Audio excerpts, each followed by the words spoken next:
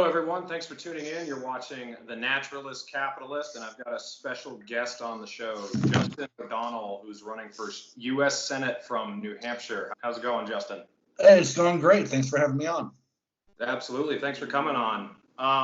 You want to just tell us a little bit about yourself, who you are, what you've done for a living up to this point, and why you decided to run for Senate now? Yeah, absolutely. So, again, my name is Justin ODonnell. I live in Manchester, New Hampshire. I have been involved in the Libertarian Party for as long as I can remember, but more actively since 2016. I most recently, just a month ago, left the National Committee. I'd served 2 terms as a regional representative, representing the 6 New England states, New York and New Jersey, as their regional representative to the Libertarian National Committee and the board of directors of the party. And I've been involved and active in state leadership, not only in New Hampshire, but in Massachusetts as well. On the personal side, I'm self-employed as a consultant. I help run insurance brokerages. I do a lot of direct sales for insurance companies, specifically with Medicare products and Medicare compliance, and helping individuals navigate the government mess that is Medicare. So, okay, cool. Yeah. Wouldn't you? I'm from New Hampshire as well. I was born and raised there. I consider New Hampshire to be a pretty libertarian state. They have a very representative government. I think we have the highest number of representatives per capita, I believe, in the country, and everything is broken down to a town level, and there's a lot of freedom. There's no income tax, no sales tax, very few. I don't think there's really any state gun laws aside from federal gun laws, and it's kind of a live and let live state. Would you agree with that? Yeah, the state motto is live free or die. It's printed right on the license plate. I spend a lot of time in the Capitol building testifying on bills that do come up. And one of my favorite things I see is just ordinary people show up to testify on bills every single day in the State House when there's not a pandemic going on. And it's not just lobbyists. It's not just interest groups that are coming to lobby. It's ordinary people, retired individuals, kids in college. I've seen high school kids there to testify on bills that they thought were important to them. But every once in a while, a bill will come up in the Criminal Safety Committee or the Justice Committee or something going on, and I'll walk by the room and I'll hear somebody just yell out, "Read the damn license plate, live free or die. These regulations are terrible." And I'm like, that's the kind of place I want to live, where the people are like that. But as far as the most representative legislature, from a numbers standpoint, it is. And from a demographic standpoint, I'd say it's far from it. So we do have the largest English-speaking legislature in the world after U.S. Congress. So I believe Germany has a bigger legislature for their whole country than we do for New Hampshire, but with 400 state reps, it comes down to about 11 to 1,200 people represented per state rep. We only have 1.3 million people in New Hampshire. The downside is they're only paid $200 per term, so their salary ends up being about $100 a year. And so for the commitment, you only get people who are either financially well off and retired or full-time students. It's the oldest legislature in the country by a large margin, with an average age of a legislator in their 60s, because it's mostly retired people who are really disconnected from the vast majority of the population who are running things, because people like me can't afford, like I can't run for state rep because I can't afford to win. I can't afford to take 4 days a week off of work to go do the business of the legislature. So there is a upside and a downside to that. I think that's a good segue into your lawsuit that you have right now against Governor Sununu. Do you want to tell us about that, about ballot access for third parties in New Hampshire, and the specific case that's going on right now and why you're suing him? Yeah. So any unrecognized third party in New Hampshire can get a slate of candidates on the ballot by collecting 3,000 signatures of registered voters on a petition with every one of their candidates' names on it. It's not actually terribly difficult. It's not a high bar. We've never had a problem doing it in the past. We've been able to do it some years with an all-volunteer effort over the summer, some years with a paid petitioner effort in a week. We can get to 3,000. It's not difficult to do. But this isn't a normal year. 2020 shit just kind of spiraled on us. We couldn't start petitioning in earnest until after June 1 because we had to wait for a presidential candidate to be nominated. So our time frame is already shortened. And then we were in the midst of a pandemic and the stay-at-home orders and the governor's prohibition against mass gatherings, and just kind of a culture of fear that's permeated the state, where even though the stay-at-home orders have been lifted now, gatherings are allowed with social distancing precautions. If I'm out petitioning wearing a mask, people are afraid to come within 6 feet of me because the government has told them that it's dangerous to do so. So getting them to sign a petition is incredibly difficult. So we have a lawsuit currently going. The Libertarian Party of New Hampshire itself is the lead plaintiff, but co-plaintiffs are myself, Darrell W. Perry, who's running for governor, Joe Jorgensen and Spike Cohen, who are the presidential and vice presidential ticket, as well as Andrew Olding, who is our second congressional district candidate, and Zachary Dumont, who's our candidate for the first congressional district.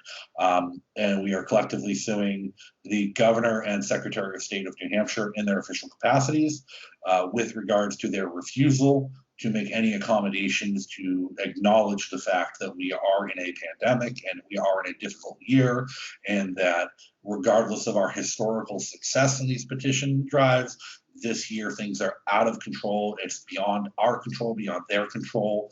But we do have a measure of public support that's shown by our electoral history, and we should be placed on the ballot anyways.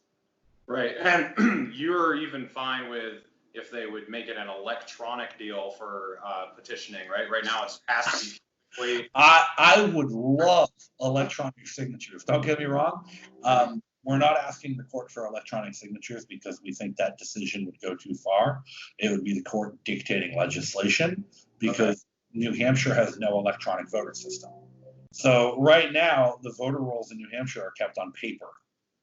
There is no electronic database that you can register to vote online, or check your voter registration online. All of that has to be done on paper at the Secretary of State's office or the city clerk's office.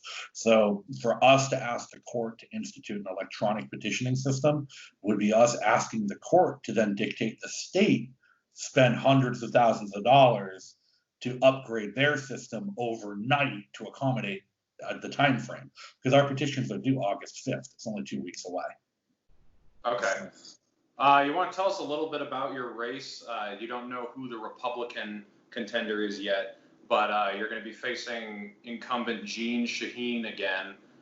Tell us why you think you're the best candidate, especially compared to Jeanne Shaheen. But even if they put a Republican forward, your website talks a lot about how the Democrats and Republicans represent everything that's wrong with this country. Why can you give us better solutions than either of them could? So Jeanne Shaheen specifically I can speak to. She is a career politician. Her entire career was working her way up through New Hampshire government. She was governor of New Hampshire. She comes from an established family that's deeply involved in law. She was a legacy candidate when she ran for governor.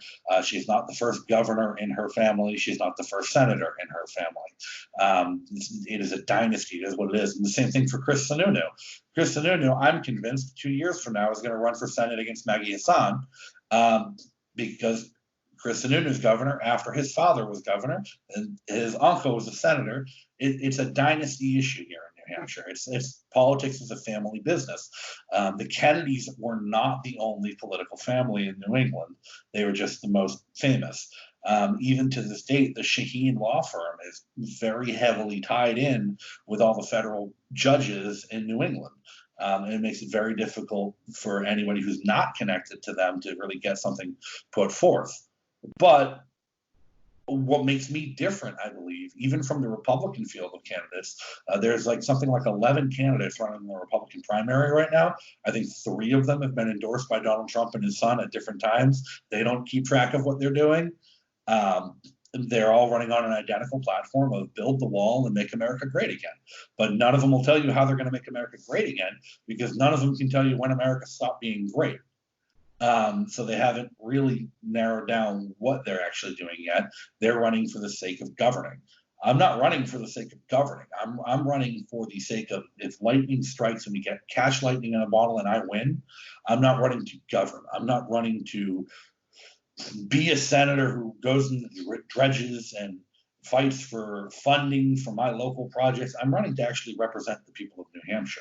And my experiences as a citizen lobbyist, I like to call myself when I'm in Concord, actually fighting for different bills on different sides. I've made friends with Democrats in the legislature. I've made friends with Republicans in the legislature. Lately, I've joked that it's easier to talk to some of the young Democrats about economics than it is to talk to some of the older Republicans about personal choice. And I'm finding more allies on the left than the right on right-leaning libertarian issues, because we're able to have those conversations as ordinary people.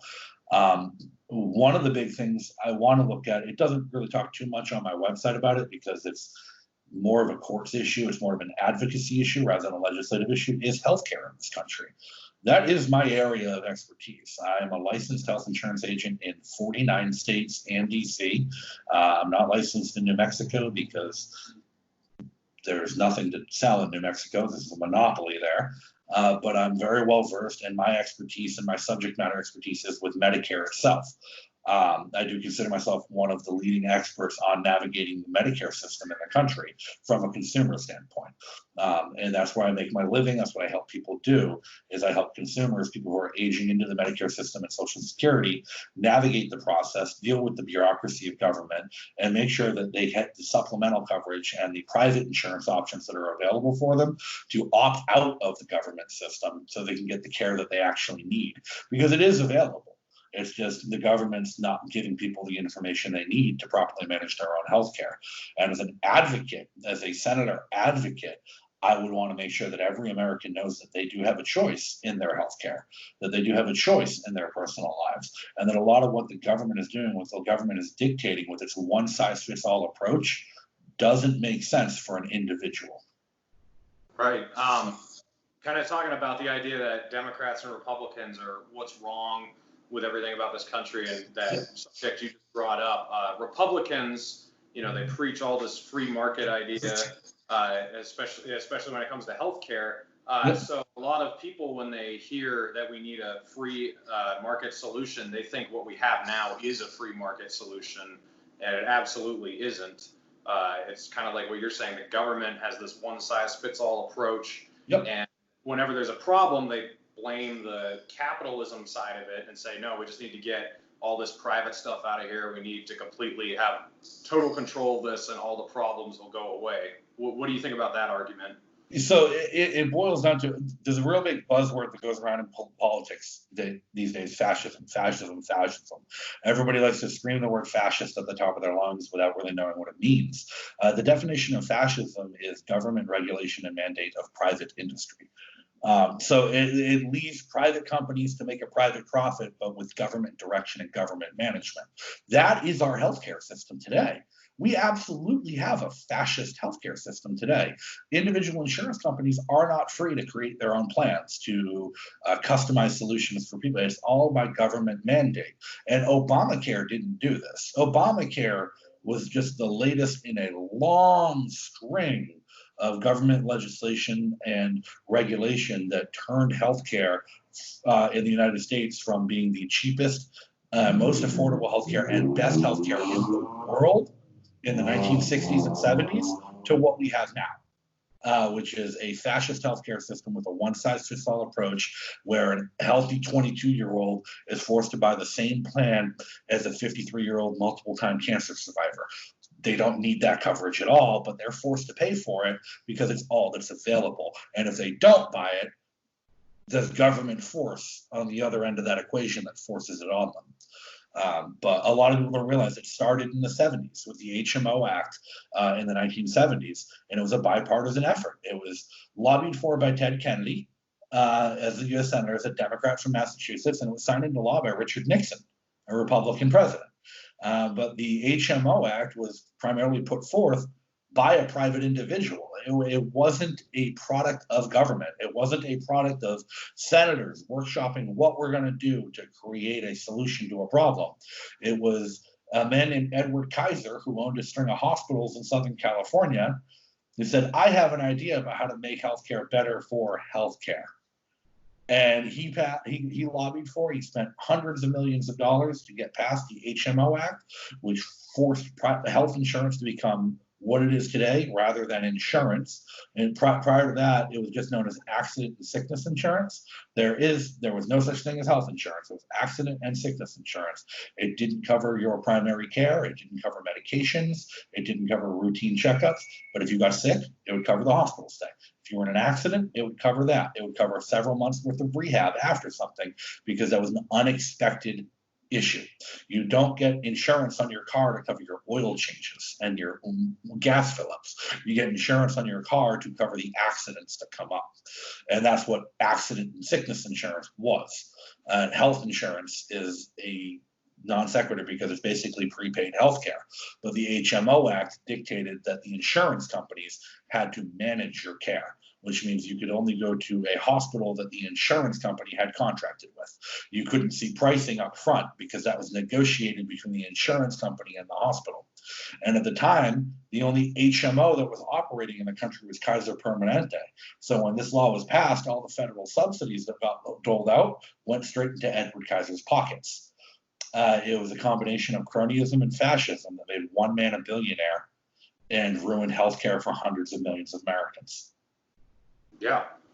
Even though you don't have this specific issue on your website, you do have a whole section about the debt, and I was reading it, and I really like that you have all these specific points that a lot of other people don't put up when they talk about the debt, and they're about interest rates and monetary policy that has destroyed our currency and destroyed our economy. And you were talking earlier about being able to relate to people on the left. I actually find that too through economics, and it's easier than talking to Republicans, because Republicans, they for some reason want to defend all this cronyism and fascism, as you say, which that's really what it is. And a lot of people on the left, they find out they're really not against capitalism. If they really find out what it is, they're against all this rigging for the big corporations and the banks. And I really like how your website really delves into all that specific language on there. So do you want to dive in, tell us a little bit about the debt and our monetary policy and quantitative easing and all those things that have just destroyed this economy? Yeah. Sound monetary policy is the backbone of any government. And anytime you have a fiat currency, where fiat doesn't mean paper. In the age of Bitcoin and digital cryptocurrency, people like to throw the term fiat around just to describe paper money. But all fiat means is by decree. It's whatever the government decrees money is the fiat currency. Whenever you have a fiat currency that's not a tangible, doesn't hold a tangible value, every action you take in regulation of it has cascading consequences on its fluctuating value and value to the marketplace and in the marketplace. And as long as there is competing currencies, as long as there is not one world currency, you're going to have a competition of currency between various fiats. We see people make hundreds of millions of dollars a day trading between the Canadian dollar and the US dollar based on the competing values and how they fluctuate in relation to each other. That's a natural consequence of the market. That's not something that's a problem. The problem is when the government tries to intentionally manipulate those ebbs and flows and the fluctuations. And that's what they do with quantitative easing. They try and manipulate the supply and demand cycles of the economy by, as the memes and the jokes go, money printer go burr. We're just going to throw cash into the sluices and see what happens. And they generally do it by loaning themselves money.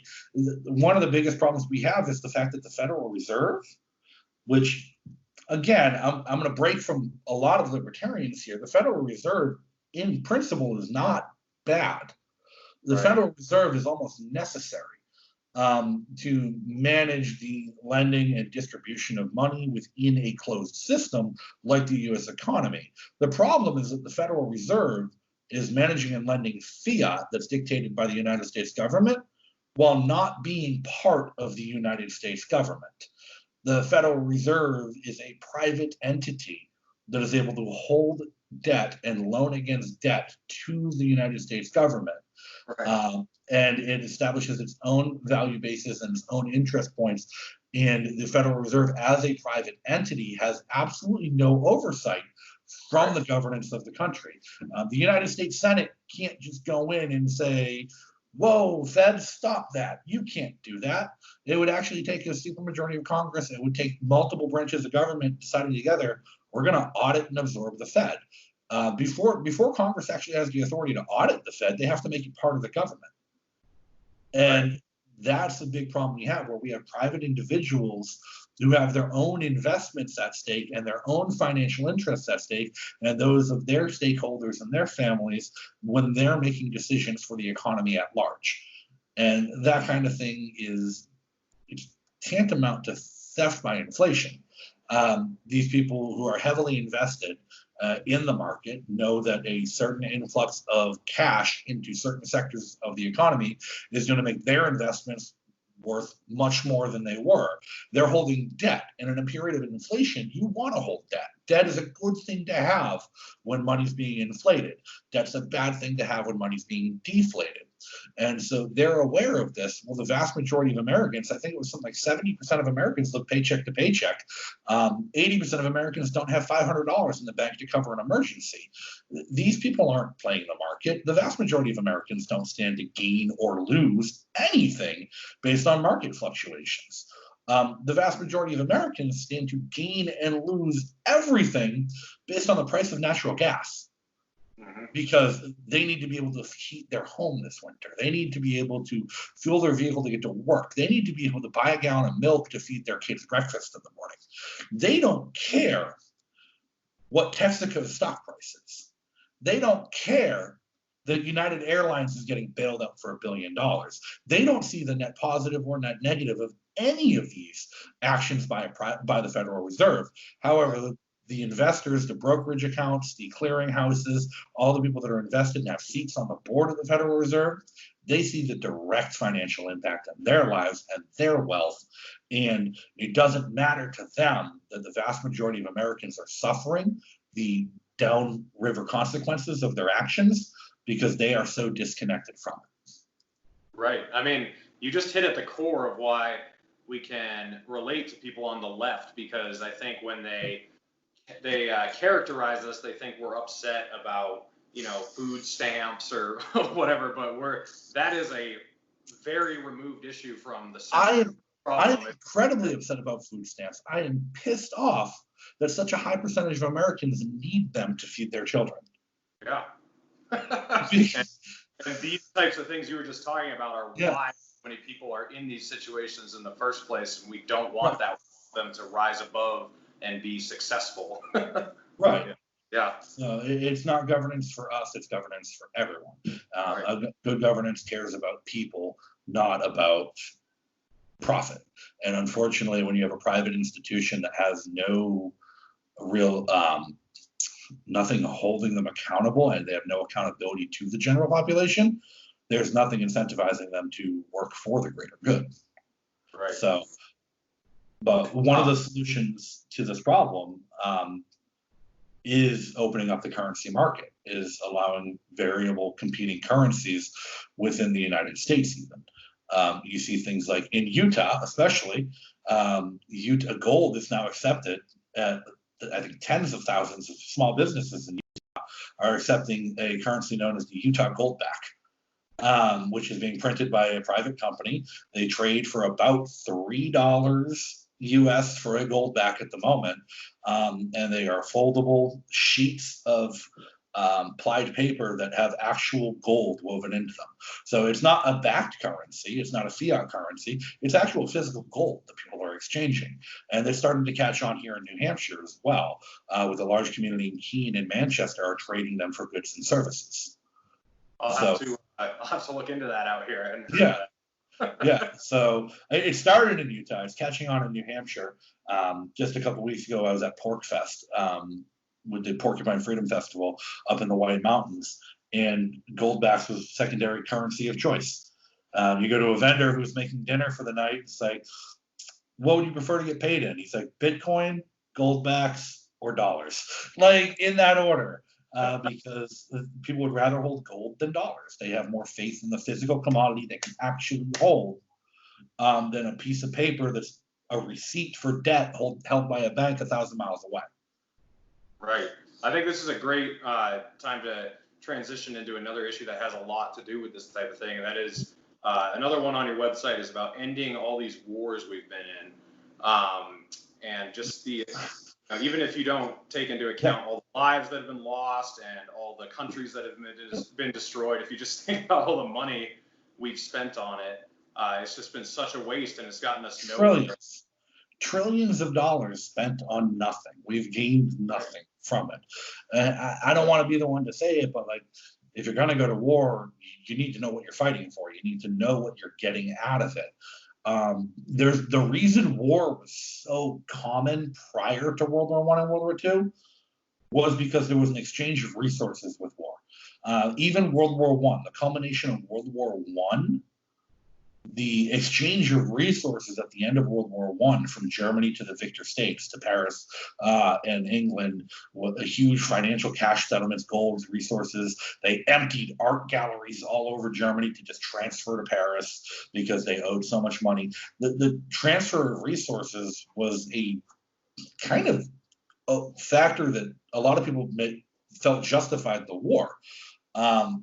And I remember thinking when I was younger, when we first invaded Iraq, I was still in middle school. People were all like, oh, it's just a war for oil. I'm like, okay, what's bad with that? I'm looking at $3 a gallon right now. Like, honestly, the simple-minded me at like 13 years old, people are like, it's just a war for oil. I'm like, is that a bad thing? So the simple-minded aspect is if you're going to engage in hostile action, you need to have some kind of return on investment. And we've not only not had a return on investment of positive growth in our economy, we've had a negative return in lives lost, money lost to the tune of trillions of dollars. And when talking about the debt, talking about government action and government waste and government funding, the infrastructure in this country is crumbling. A fraction of the money that we have spent on wars could have been used to replace every bridge in this country. Could have been used to fill every pothole in this country. Could have been used to refurbish every abandoned home in the Detroit metro area and end homelessness in Michigan.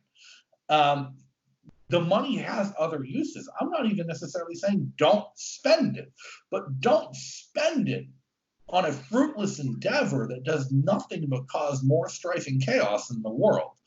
To this point, even if spending it on military development, we spent hundreds of billions of dollars developing the F-35 Joint Strike Force fighter, and it doesn't work. In combat testing, it's shown to be less effective than the F-16, its predecessor 2 generations earlier. The pilots prefer the F-16 over the F-35. That the extra capabilities and the touch screens, nobody wants to fly with a touch screen. A pilot flies by instinct. That scares the hell out of them. If they're going to fly from a touchscreen, you might as well make it unmanned and put an 18-year-old kid who plays video games for a living in a drone controller. But at the same time, we've been wasting all of this money engaging in war and dropping bombs and not actually like increasing our military readiness and technology at an efficient point. We're at danger of no longer becoming the world's strongest military. China is catching up to us and surpassing us in many aspects militarily. They're currently building 4 nuclear-powered supercarriers, which will outclass our entire naval fleet when they're done with it. And it's cost them less than what we've spent bombing a single country in the Middle East. But instead, what we've gotten ourselves wrapped up into is a perpetual and constant war that leads to no positive growth in the United States economy because it's circular money. Any money that's being spent in the defense sector domestically is being tax funded and then paid back out to taxpayers. That money doesn't grow the economy, it just keeps it moving. So what we're seeing is a stagnation in development. We're seeing a stagnation in employment. We're seeing a stagnation in innovation. These companies aren't developing the next great big advancement in automotive technology because they're too busy building the next strike fighter. They're not busy building the replacement for the trucking industry to revolutionize transport in this country because they're too busy building tanks. Because one is more profitable because it's guaranteed. Innovation is a risk. War is a guarantee. And I don't fault defense contractors for engaging in defense contracting because as a business owner, you have to make the assessment. Do I take the risk or do I take the guarantee? The guarantee is that war is not going to end because we don't have a government that's going to end it. And if we had a type of governments that would end the wars, that would just stop the wars, the trillions of dollars of savings, like I said, I'm not even saying don't spend it because we have enough that it needs to be spent on right now. And with the debt as bad as it is, a lot of libertarians are going to say the debt. Honestly, the difference between 23 trillion and 30 trillion ain't that big of a deal. When the numbers are this big, we're just kind of talking imaginary numbers. Until we get rid of the fiat system altogether, the debt really is meaningless when it's this high. So if you're going to have that money sloshing through the economy, you might as well use it to encourage innovation, rebuild your infrastructure, and help people rather than engage in war. Right. I think you're absolutely right. I actually I worked on Tulsi Gabbard's campaign in New Hampshire because this issue, even though it's just one issue, it takes up such a large amount of. It's an incredibly important issue. So Tulsi's campaign, I get it. It was a single issue campaign, and I love her. I got the chance to talk to her a number of times. I had sit downs with her when she was in Manchester, and she was phenomenal. It was a single issue campaign. The one thing she struggled with was breaking it past her base of voters to say that, no, this isn't a single issue. This is the single issue. It's at the core of all of the rest of the issues. Like our debt, we've always had a debt problem in this country since the War of 1812. The debt's been steadily growing, slowly growing since the War of 1812. But since the start of the War on Terror, it's grown exponentially, year after year after year. We are now adding more debt per month than we had total debt at the expiration of Bill Clinton's presidency. So it's this issue, the war, it affects the debt. The war affects our police violence issues in this country. I firmly believe that the hiring practices of civil service positions in police, hyper focusing on recruiting veterans and only hiring young veterans for police work, is a problem because they're hiring kids who, and I was in the Army myself, and my time in the Army, I was hyper trained and hyper focused, and our job was to train to kill people.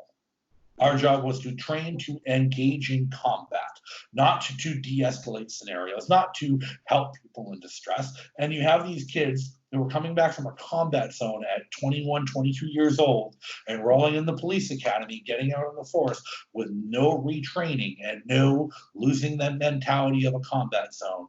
And to them, every action they're entering is against an enemy. And I firmly believe that civil service hiring practice of focusing on veterans, along with the fact that they screen people for IQ. In fact, there's been court cases that have said police departments have the right to refuse hiring somebody because their IQ is too high. They scored too high on the test. They're too smart to be a cop. Those kinds of practices are a large part of our police violence problem in this country. The war in the Middle East also has spurned the influx of the heroin into this country. Middle Eastern heroin in Afghanistan. Heroin is the chief export of Afghanistan. We have U.S. troops in Afghanistan guarding poppy fields because the Taliban and the Muslim extremists think drugs are bad. And they keep trying to destroy these poppy fields because they think it's a sin to be selling drugs. I'm not going to go far and say it's a sin. I'm not a religious individual. But the fact is, it's something that's illegal here in the United States, and it is a major medical and social epidemic, worse than COVID-19, in my opinion, which is being prompted largely by our presence in Afghanistan and our propping up their economy that's based on selling us drugs. Right. That our foreign intervention and our militarism in Mexico and Central America created the cartels. The United States foreign intervention in Panama created the cartels to fund black ops against Russia during the Cold War. Our military policy and our never-ending wars are at the core of most of the major issues facing this country. And we cannot start to address them one by one because the core issue is still there. We have to address that one first, and then we can realize how far the spider webs have gone. The secret intelligence services, the NSA, and spying on American civilians. It's all started because of the wars in the Middle East, and it ramped up the security state and security theater. All of it ties back to that. And so I agree. Tulsi was on the money with the point she picked, and I loved her. It was very hard for me to not go pull a primary ballot and vote for her in the Democratic primary. I had to have a long discussion. I'm like, well, I'm libertarian. I'm not going to go vote in their primary. But it was a hard decision because I thought the campaign she was running was an incredibly important one. Yeah, I mean, she said exactly what you were just describing, that foreign policy is domestic policy. That's basically what you just said right there. I think this is a good segue. You just brought up the heroin issue, and I wanted to talk about the war on drugs. New Hampshire has, I think it's the second worst state for heroin overdoses in the country. Is that right? Or I don't know the exacts. I know it's really bad. Yeah. My question is, a lot of people in New Hampshire, they're not crazy about the idea of legalizing all drugs when there's such a problem with heroin.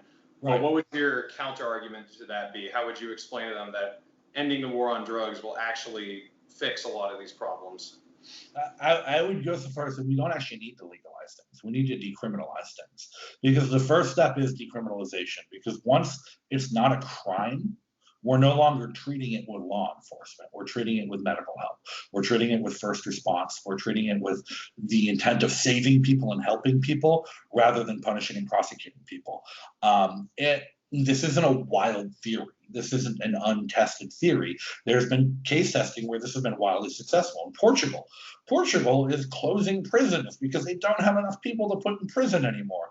Portugal has seen their overdose rates drop through the floor because they're not the biggest change and the biggest shift you see when you decriminalize heroin is when people are overdosing, their friends aren't afraid to call 911 for help.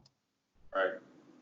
Because right now, when somebody's overdosing, their friends are afraid to call 911 for help, because if the cops get there first, everyone in the building is going to jail. They have more to lose individually by not helping their sick friend. And we've even seen case studies of this close to home. Methuen, Massachusetts, a while back, I feel like it was like 10 years ago, decided unilaterally they were going to stop the drug war. They were done. And Lawrence and Methuen, if you're from New Hampshire, you're familiar, they're the fentanyl capital of North America right now. They are the pass-through where 80% of the fentanyl, not the heroin, the fentanyl, stuff that actually kills people, passes through before it gets to the streets in this country. That wasn't the case for a long time because Methuen and Lawrence decided they were not going to enforce the drug law. They did not have it in their budget. They couldn't afford the police overtime. They could not handle it. The drug problem was too bad, and they did not have the resources to fight it. So they just said, we're done. If you call 911, all you're getting is an ambulance. We're not dealing with it. No police hours, no cops. Overdoses took a dramatic drop in the first few months because people were calling 911 for help. People were getting to the hospital instead of the jail cell. And when that happened, people started getting from the hospital to a rehab center instead of from a jail cell to a prison cell. And people started getting clean and getting back out on the streets. And as any born-again Christian will tell you, the best preacher you can have for a cause is a convert. And when you have people who are former users going back into their communities to help clean up their communities because they see how bad it's become and how good they could make it by helping clean it up, You have people who are instantly trusted by their community. You have people who have the ins and know what's going on, and they are the best preachers you could have. Their program isn't doing squat, but recovering addicts going back into the inner cities to help their friends are making a world of difference. And Methuen and Lawrence ended up being some of the cleanest and safest cities in Massachusetts and southern New Hampshire at the time. And then the DEA came in and set up a field office in Lawrence, Massachusetts. And the DEA started sending federal agents to respond to 911 calls in the area. And the DEA would race ambulances to the scene. And it got to the point where an overdose or something happened. If the DEA got there before the ambulance, they went to jail and not to the hospital. It was a matter of months until all of the good that was done by that program reverted. And Lawrence and Methuen became the center of trafficking in New Hampshire, right under the DEA's nose. They weren't able to stop it. But a local police department, acknowledging that the problem was something that they weren't helping and engaging in harm reduction, was able to save lives. Right. I mean, I think you bring up a good point that this isn't just about drug use. It's also about interactions with the police, and it could go into employment. You know, I mean, if one of your friends has an overdose and he gets arrested and goes to jail, you know, he's very unlikely to be able to get a job. Right. So you have all these problems that are tied up into it. It's not just about drug use. It spreads out and covers a whole array of issues around it. Well, drug use is a socioeconomic problem at its core, and that's because of enforcement. We treat drug use as a criminal issue, and because we treat it that way, that's what it is. If we treated drug use as a health issue and a mental health issue, it would become a health issue and a mental health issue. And the difference between criminal issues and health issues is a community can handle health issues on its own. Criminal issues need force and government to handle them. Yeah. The next thing I wanted to ask you about is the police state. That's another big thing on your website. Yep. The incumbent that you're running against supports the Patriot Act, and she voted to make it easier for the government to seize your search history. So all the Democrats from New Hampshire who are watching this, Jeanne Shaheen wants Donald Trump to have more of your information. So I'm not sure what type of resistance she's running in. But you want to just talk about that a little bit, and how the Democrats and Republicans, neither party is any better than the other on this. I mean, they are a united front. One thing career politicians are united in is security theater and the oppression of the American people's privacy. Privacy is a massive and major concern, and it should be for all people. It's not for enough. The Patriot Act is one of the biggest insults to the American Constitution ever passed through law. The fact that the Supreme Court upheld it made a lot of people lose faith in the Constitution, lose faith in government. I know a lot of anarchists who don't vote. They're like, nope, opted out. Why? Because if they let the Patriot Act through, what's next? It's the Lysander Spooner argument from the Constitution of no authority. Be it one thing or another, either the Constitution has allowed government as it exists today to be, or it has been powerless to stop it.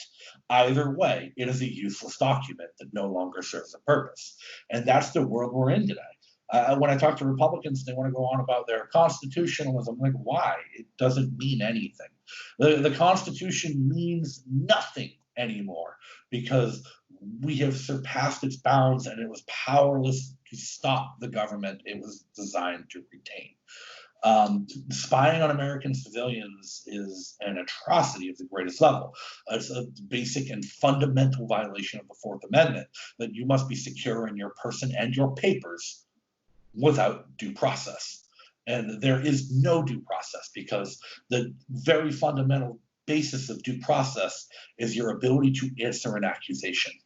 Secret FISA courts where a judge signs a warrant without you having the ability to answer the accusation denies you of your due process. A no-fly list where you are denied your rights with the presupposition of guilt before you are even made aware of it is a denial of your due process. Background checks for firearms purchases that incorporate FISA warrants and the no-fly list. The whole, if somebody's on the no-fly list, you can't sell them a gun. There goes half the Bill of Rights on an individual, because you can be put on the no-fly list and never be told. You can be on the no-fly list for 5 years before you find out, because your ordinary person doesn't fly that often.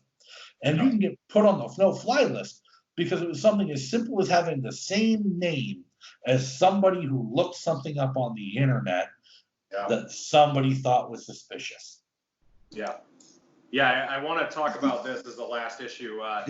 And I mentioned earlier that I worked on Tulsi Gabbard's campaign, and she was a Democrat from Hawaii, and hanging out with so many libertarians from New Hampshire, we were actually able to convince her that she was on the wrong side of a lot of these gun issues. And just from hanging out with us so much and seeing how not everyone was killing each other, we actually were able to bring her over to our side a little bit more.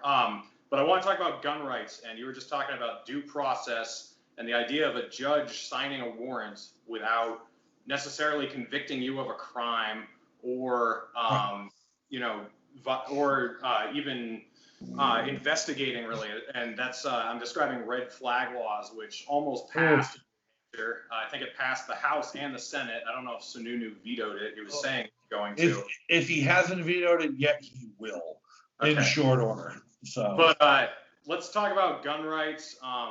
New Hampshire has pretty much no federal gun laws. No state gun laws outside of federal laws, where there's no concealed carry permit. We don't have any magazine capacity bans, assault weapons bans, anything like that. There's one gun law on the books in New Hampshire. There is only a single gun law left on the books in New Hampshire. You are prohibited from carrying a firearm on an ATV in a state park. Oh, well, there you go. That's it. That's it. You can walk, you can drive a truck, you can ride a bicycle, you can ride a dirt bike, not an ATV. I wonder what the origin of that law is. I wonder what happens to trigger that. So old. I don't even know. There was a bill to repeal that, and Fish and Game that came to testify against it. I don't know why Fish and Game came to testify against it, but they couldn't justify why it was there. And it was just such a low priority bill, they never got around to it. Right. So it's more about, since New Hampshire has so few laws, it's more about protecting gun rights in New Hampshire. But since you'll be in the United States Senate, what is your agenda with gun rights? Do you want things rolled back more than they are now, or are you fine with the way things are as long as they let the states decide, or what is your agenda with gun rights moving forward? I actually don't believe the states have the right to decide.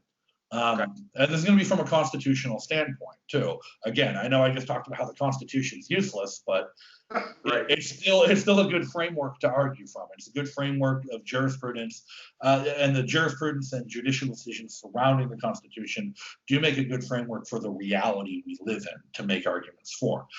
I do firmly believe that every gun law passed on a federal level is unconstitutional. Okay. That there should be no justification for any gun law to have passed, with the exception of like the Supreme Court decision in Heller. The Supreme Court argued that sawed-off shotguns are not protected by the Second Amendment because a sawed-off shotgun has no practical military purpose, so the militia wouldn't need it. That kind of argument I could get behind, because I believe that your average citizen should be able to have exactly the armament that the police and military have. Okay. Because the purpose of the Second Amendment was to make the citizen militia, the individual, me and you, a method of accountability for the government. And so if the government restricts what weaponry and what armaments we are allowed to have, that creates a disparity between us and the agents of the state that we are supposed to keep accountable. Now, obviously, I'm not going to put an F-35 Joint Strike Fighter in my driveway, but I should be able to go out and buy a M240 machine gun. for whichever storage purposes, training, or recreation purposes that I want, because I should be able to, and you should be able to too. Any individual in this country who has not been obviously not been convicted of a violent crime, or is not currently incarcerated, should be able to go and purchase a quote unquote assault rifle or an AR-15, because that is the standard armament of the government agents who we are meant to keep accountable. And I don't believe the individual states would have the right to regulate this because of judicial decisions surrounding the 14th Amendment and the ending of slavery.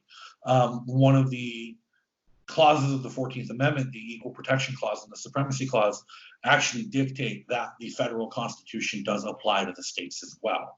Prior to that passage, the defense of slavery and the defense of states' regulation and the biggest argument was the 10th Amendment gives the states the rights to do whatever the hell they want. The states are not bound by the Constitution.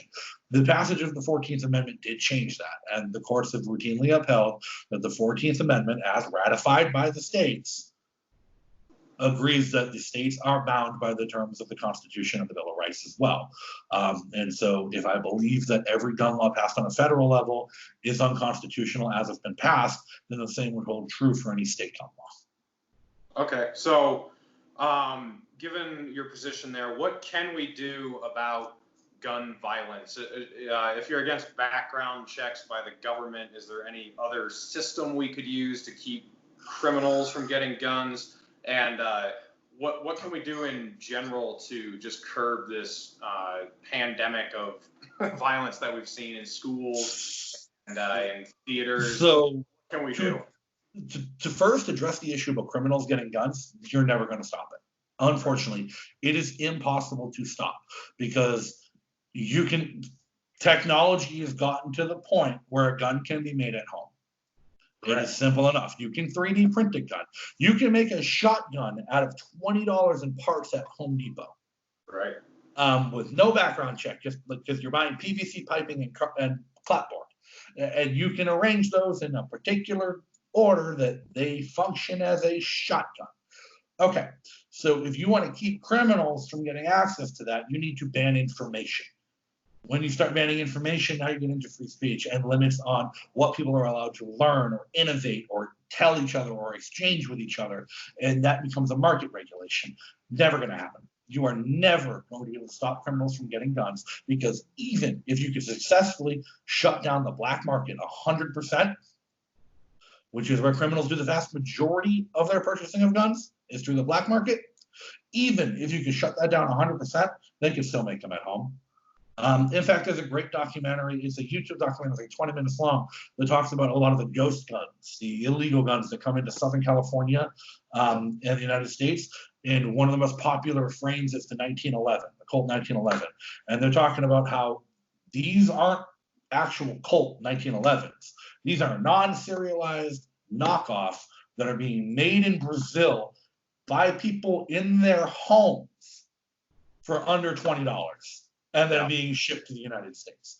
You're not going to be able to stop that information from spreading. Right. And so stopping criminals from getting guns is a non-starter. It just will not happen. And once you accept that that will not happen, the only alternative is to recognize that self-defense is a critical and important right. And that, again, we as a citizen militia are responsible to keep the state and its agents in check as a measure of accountability. But we as individuals are responsible to keep the undesirable and criminal elements of society in check as a measure of accountability for our own personal safety. And then at that point, it becomes a matter of personal responsibility.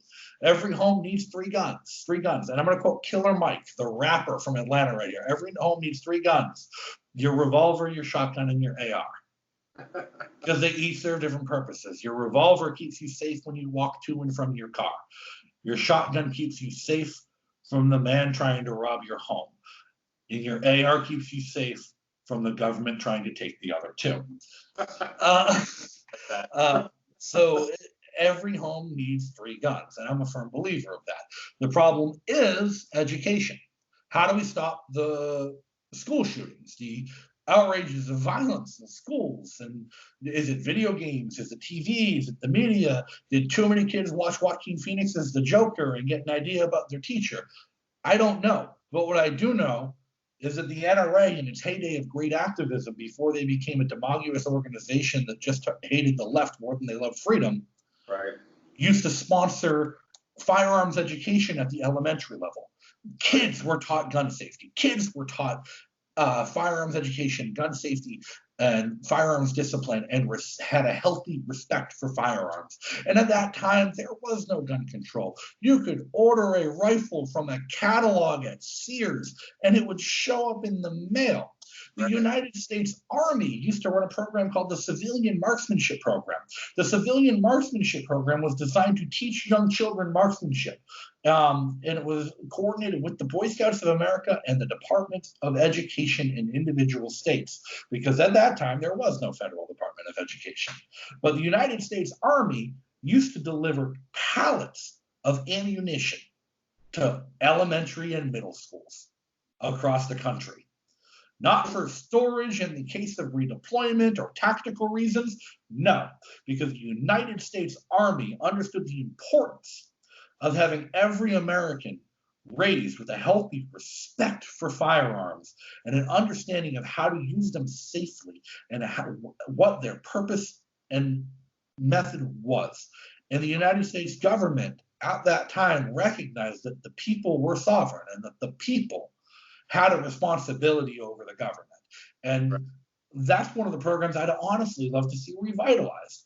But the core of it, I don't even think it's necessarily just the fact that kids aren't taught a respect for guns. Kids aren't taught gun safety. Teachers don't carry guns into school anymore. I'm actually not a fan of requiring teachers to carry guns. I think that's idiotic. I think if a teacher is licensed and trained and wants to carry a gun, that's their right. But Republicans talking about requiring teachers to carry guns. I want to pay a teacher to teach my kids algebra, not be their bodyguard. right, And it should not be something that's on their conscience and a weight of something they have to do. yeah, But even when I was in high school, it was not uncommon to see, and I'm only 30. I wasn't in high school that long ago. But there'd be trucks in the parking lot with shotguns in the rack. right, Just there. And I lived in Massachusetts, yeah, of all places. I went to high school in Massachusetts, an incredibly liberal state.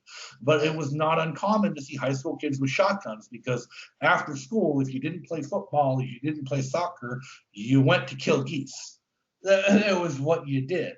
And I think that kind of culture, a healthy respect for firearms and sporting, needs to be brought back, especially the sporting aspect, because I believe mental health in school children has been neglected at this point, where it's created the environment where, combined with no knowledge of respect or firearm safety or methodology, the kids see firearms as a solution, as I have played enough violent video games that I know I can kill somebody with this gun. They're pissing me off. I don't want them to be a problem. I'm not being bullied anymore. I'm going to shoot them up. I know I can get a gun from granddad's closet. right, And I'm not saying get rid of the video games. I'm not saying get rid of the violent TV, but maybe we do need to have a focus on resiliency in kids. Maybe instead of some of the useless classes that we're teaching in schools, maybe we should actually have some focus on mental health resiliency. And again, when I was in the Army, that was a huge part of an active Army unit. We were trained for combat about 30% of the time. 30% of the time was mental health training. Everyone's in a classroom, you're in breakouts, you're working with each other, because PTSD and depression are such major issues in the military that it became necessary for the military to dedicate such vast portions of its time to training resiliency in its troops and training mental health in its troops, and focusing on the fact that we were losing more troops to mental health than we were to combat. We're losing more kids to mental health right now than we are to gun violence. yeah, And I don't believe the two are not intertwined. I believe that it does need to be a joint approach, a focus on gun safety and education, as well as a focus on the mental health of children, and maybe reevaluating how schools are structured. You never hear of a charter school getting shut up. You never hear of a Montessori school getting shut up. You never hear of a private school that does self-structured learning where kids can learn at their own pace and do their own thing getting shut up. You hear of public schools, usually in poorer areas where it's a one-size-fits-all track, where kids are held back and they're not getting the education they deserve, where they don't have healthy outlets. Those are the schools you hear about getting shut up. And it's unfortunate because it's predominantly disprivileged kids on the lower end of the income spectrum who are experiencing the negative side effects of these things. There are a few outliers, of course. Things like Newtown, Connecticut was an extreme outlier. And unfortunately, I think the only reason it got the attention it did because it was a bunch of rich white kids. Yeah. If it was just another inner city school shooting, Newtown would never made news. Yeah. But unfortunately, if you do look at the statistics that the left puts up about school shootings, 99% of them are inner city minority majority schools. Yeah. These are disprivileged kids. These are kids who don't have healthy outlets provided to them because the schools aren't funded correctly. They aren't structured correctly. They're not built to give kids a fighting chance. And the mental health of these children suffers because of it. And I don't think it's appropriate to blame guns. I don't think it's appropriate to blame the right. I don't think it's appropriate, but it's a little bit appropriate to blame the NRA. The NRA went away from what they did as a great organization. They used to be a phenomenal, great organization that did wonderful things for gun safety and education, and now they're a demolutious lobbying group who spreads fear and hatred. And so I do think they could bear a little bit of the blame, but not nearly as much as they get. Right. And I just want to point out to people watching who are skeptical, but we've had high-capacity semi-automatic weapons for like 80 years, so it's not the newer right. The idea that the founding fathers could have never envisioned automatic weapons as a misnomer because they used them. Automatic weapons were actually commonplace during the Revolutionary War, the puckle gun, and in naval and shipboard combat. So they didn't write the Constitution saying, except those ones. Yeah. It was to keep in their arms. Right. So I want to close out here just because we're coming over an hour, but just tell us what we can do to help you. Are you looking for more media publicity? Are you looking for donations? Are you looking for ways to help with ballot access from people in New Hampshire? Just kind of lay out what we can do to give you support and boost your campaign. All of it. So anybody who wants to donate, it's O'Donnell 2020. That is 2 N's and 2 L's. ODonnell 2020.com. There's a big gold button that says donate. That is a huge way to help us. And Hearst Media and WMUR in New Hampshire use financial fundraising as a exclusionary tool to keep people out of the debates. In 2018, I ran for Congress. I met their polling threshold. I met their organizational threshold. I met every threshold to qualify for the debate except raising $20,000 because I was trying to run a low-budget grassroots campaign. They wouldn't budge on it. They wouldn't let me debate. So we are going hard after that number. 20,000 was 2018. 25,000 is my bare minimum goal for this round because they're going to raise it. You know they are. Right above that donate button, below it, there's another big gold button. It says volunteer. If you are in New Hampshire, Northern Massachusetts, Southern Maine, Vermont border, if you want to come out and volunteer, we need people who do things. We need people who are going to stand at poll stations for us. We need people to put up signs. We need people to host sign waves. If you're in New Hampshire, I need people who are willing to host parties, small gatherings. Invite your friends and invite me to talk to them. Because stay-at-home order is still in effect, but you can have 9 friends and me come over your house, and we can spread the word that way. And that's what we're going to have to do. I'll bring a camera guy. We'll record things. We'll talk to each other, and we'll figure out what matters in your community and how libertarians can help. If you're out of New Hampshire, Facebook.com/JustinForLiberty or at O'Donnell 4NH on Twitter. Like, share, follow. Social media matters. It's COVID. We can't have public events. We can't go out and campaign and have rallies. It's irresponsible. I don't want to be responsible for someone getting sick and dying because I asked them to come to my campaign event. So we're going to lean hard into social media. We're going to spend that $25,000. We're going to put my face, my platform, my name in front of every single voter in the state multiple times. And we're going to need every bit of help we can. Even if you're not in New Hampshire, liking that Facebook page, liking that Twitter account, following, sharing, spreading that message. It hits the algorithms. The algorithms lets us target more people. This is what we need to focus on. These are ways you can get involved. And you can do so by not just helping me, by helping other candidates on the ballot as well. Dr. Joe Jorgensen's running for president. Darrell W. Perry's running for governor here in New Hampshire. Zach Dumont and AJ Olding running for Congress. That's our slate. We're running belt and suspenders. It's one team effort. This campaign is not about me. It's about New Hampshire. It's about what we can do to make things better for you. And I can't do it without your help. So like, share, follow, help us spread the word. And then we even have winnable races, the down ballot. We have Libertarians in elected office already in New Hampshire. We have 3 Libertarians on the budget committee in Goffstown, New Hampshire. We're taking over that town, one seat at a time. We already slashed the school budget. We have people reorganizing that whole town because 40% of the budget committee are Libertarians. They don't like spending your money.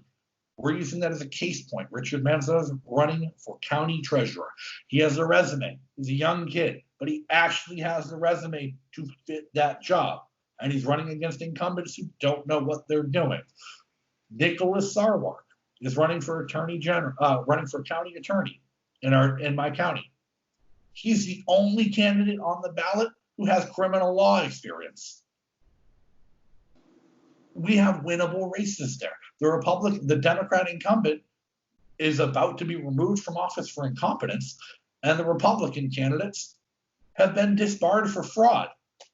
All we need to do is actually get our candidates in front of people to actually get that message out there. But we cannot do it without you. And like I said, O'Donnell 2020, ODonnell 2020.com. 2 big gold buttons: donate, volunteer. Hit whichever one you can. Hit both if you can. We need all the help we can get. Thank you. All right. Well, if I still lived in New Hampshire, you would definitely have my vote. Yep. You have my support. I think you're a great candidate. And everyone watching this, go give this guy a hand. Help him out however you can. And Justin, I want to thank you for coming on and helping me out. And hopefully this video helps you out too. All right. No problem. Look forward to sharing it. All right, everyone. We'll catch you on the next show. Yeah. Thank you. Adios.